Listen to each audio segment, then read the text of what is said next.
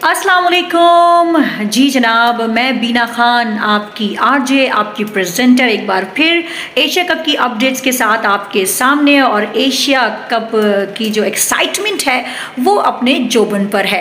Asia cup में अब तक 3 मैचेस हो चुके हैं, जिसमें से 2 खेले हैं पाकिस्तान ने। एक नेपाल के साथ पहला मैच जो कि बहुत बड़े मार्जिन से पाकिस्तान ने वो मैच जीता और ज़बरदस्त कामयाबी हासिल की, और पाकिस्तान का दूसरा मैच हुआ कल भारत के साथ, ठीक है।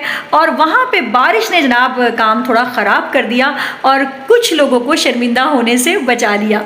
आज हम एक बार फिर हमारे स्पोर्ट्स एनालिस्ट सोहेल खान से कल के मैच के हवाले से कुछ अपडेट्स भी लेंगे, और आगे हमें क्या प्लानिंग करनी चाहिए, पाकिस्तानी टीम को आगे किस तरह से बढ़ना चाहिए, उसके बारे में भी हमारे स्पोर्ट्स प्रेजेंटर सोहेल खान आपको अपडेट देंगे। जी सोहेल।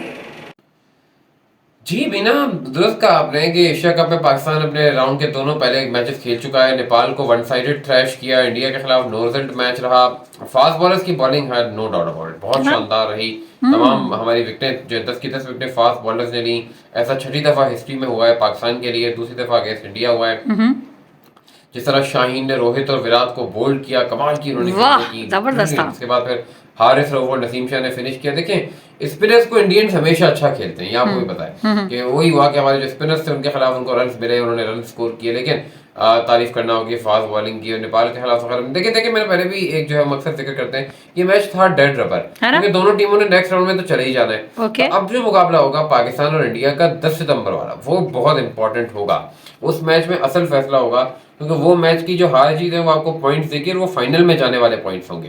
तो उस मैच में पाकिस्तान को जो इस मैच में खामियां रहीं या कोताहियां रहीं या गलतियां रहीं, उन पर काबू पाने की ज़रूरत है।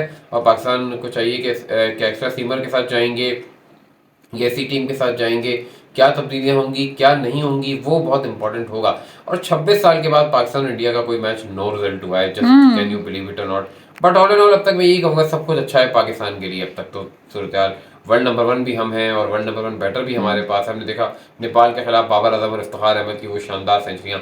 ऑल इन ऑल पाकिस्तान के लिए सब कुछ अच्छा है, बिल्कुल अच्छा है। लेकिन कल का मैच जिस तरह से खत्म हुआ वो इंडिया के लिए मेरे ख्याल से बहुत अच्छा हो गया। ये आपने सही कहा कि इज्जत उनकी बच गई, है ना, वो बच गई। चले जनाब, हमारी दुआएं तो पाकिस्तान के साथ हैं। और क्या कहना चाहेंगे लास्ट में सोहेल? पाकिस्तान को चाहिए कि सेकंड राउंड में कुछ चेंजेस भी करे, ताकि आपके वर्ल्ड कप की तैयारी भी साथ साथ होती रहे। स्पेशली जो एक्स्ट्रा सीमिंग ऑलराउंडर्स है उनको टीम का हिस्सा जरूर बनाना चाहिए। Thank you.